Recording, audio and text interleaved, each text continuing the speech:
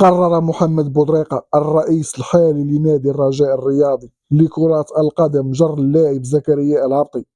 اللاعب الحالي لنادي الجيش الملكي لكرة القدم إلى القضاء، وذلك على خلفية التصريحات الإعلامية الخطيرة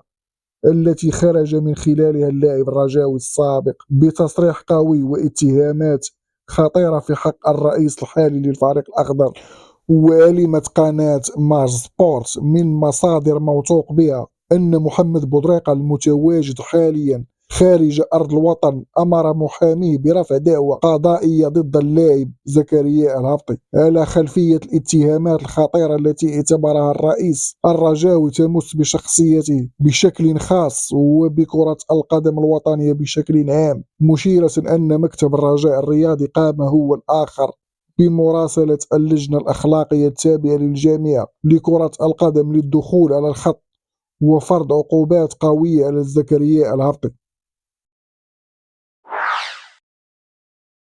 ارتفعت القيمة التسويقية للدولي المغربي إبراهيم دياز لتبلغ رقما قياسيا بالنسبة للاعب، وذلك نظير تألقه الملفت في بداية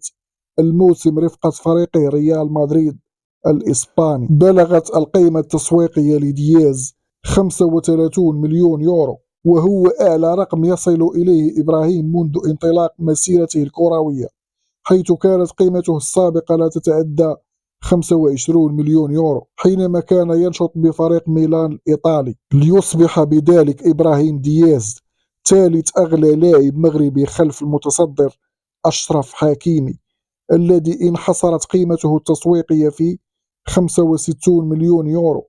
ثم صاحب المركز الثاني